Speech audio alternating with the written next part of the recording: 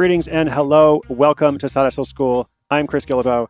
Have you ever been to a place and felt instantly connected? Like somewhere that's totally new to you, but you went there and you felt like you belonged. Or that there was something to that culture, the people, the geography, just the way of life that you felt was missing from your life before. And then once you found it, you knew you would never be the same. Well, I felt that way through travel on many occasions in several different parts of the world. I go to Hong Kong several times a year, for example. It's always been a special place to me. Whenever I go there, I feel strangely at home. Even though I've never lived there, I didn't grow up there. I feel that way about parts of South Africa as well, a couple of different countries in Europe. And for me, even the world of travel itself is energizing. Makes me feel alive, makes me feel purposeful. And maybe you have a place like that or something you do that makes you feel that way.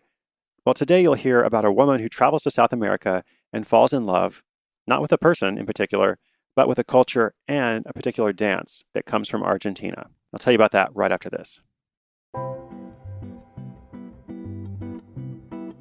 Today's story comes to us from Buenos Aires, where Sasha Kagan is currently living and working. But she didn't start out there. To really understand how and why she ended up in Argentina, we have to go back to 2010 when Sasha first discovered tango on a year-long wander around South America. She was actually in Colombia, the capital of salsa dancing, but it was the Argentinian dance tango that captivated her more. From the first time she saw tango, and when she danced it, she knew there was something special that spoke to her. It didn't take long to find out just how much tango had to teach her about confidence, equality in relationships, sensuality, and even how to get into the zone with her writing. So in 2013, she moved from California to Buenos Aires for a few months to experience tango at the source and get a deeper experience of the whole culture. It was while she was there that she had a bolt of inspiration about how to design a week-long experience to share with other women what she had learned over the past few years of dancing. So before she returned to California, she checked out hotels and found an instructor to teach the actual tango lessons. Back in California, Sasha created an all-inclusive tango experience that would facilitate this deep dive that she herself had experienced. It was valuable, but not cheap. The fee she decided on was $2,195. That fee includes pre- and post-coaching sessions with Sasha, private lessons with a tango teacher, several different dance outings, and a specialized workshop combining psychology and tango that creates a whole body experience designed to help you reconnect to yourself and others. She also included group outings to help build community. She had the idea of all the women going tango shoe shopping together and sharing a couple of group meals. And once she had the logistics figured out, and 6 months after she had that bolt of inspiration, she launched the offer. Her first group of 5 women came entirely from marketing to her own email list from her main occupation as a life coach for women.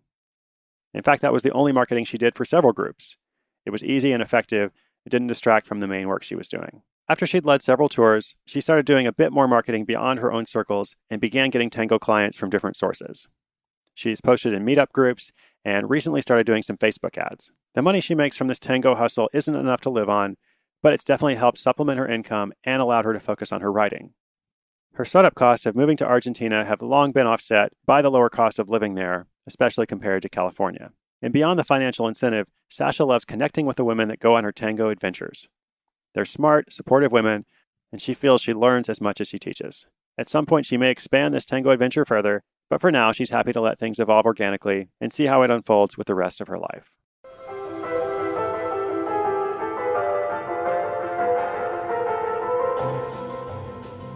So what can we learn from Sasha's story? Well, first things first, if you love something, make sure you actually love teaching it or helping other people experience it, not just doing it yourself, because these are not always the same thing. If you like to play golf, it's a lot different than teaching other people to play golf. If you like to knit, collect something, play a sport or video games, read books, whatever it is that you like to do, you should ask yourself what you enjoy about whatever those things are.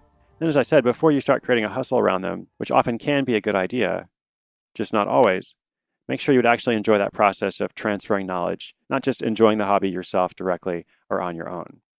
Now, fortunately, this situation worked well for Sasha because she loved tango, but she also loved sharing it with beginners and introducing it to them. Now, I briefly mentioned that she experimented with Facebook ads. I just want to touch on this for a moment because yesterday's episode focused on someone who grew their business entirely using Facebook ads, was actually very successful creating a 6-figure business. So far, Sasha's experience with Facebook ads has been a bit more normal, which is that she's gotten a lot of impressions, but she hasn't actually gotten any actual customers from it. And so I want to point that out because Facebook ads are worth experimenting with And you can do so without spending a lot of money, which is great. But before you do spend a lot of money, you want to make sure you really know what you're doing. It can often be more effective to start without advertising, which is what Sasha did, which is what a lot of other stories that you hear on the show do. But I do know some people are interested in Facebook ads, so I have a couple of friends who are much better at that than me, with both free and paid resources. So I'll link them up in the notes if you'd like to learn more. Speaking of the notes, we have show notes for every single episode. If you want to see any of them, you can just go to sidehustleschool.com, click on episodes. You'll see a big, beautiful grid that unfolds. You can click any episode and learn more about the things that we talk about on the show. Now, this is episode 74, so today's specific notes are at sidehustleschool.com/74. And funny enough, you can actually find the notes for any episode using a similar naming system, simply by adding the number after sidehustleschool.com/. I hope that you are enjoying the show. Let me know on social media using hashtag sidehustleschool, or just say hi from the website. I'm Chris Guillebeau, and I'll see you tomorrow.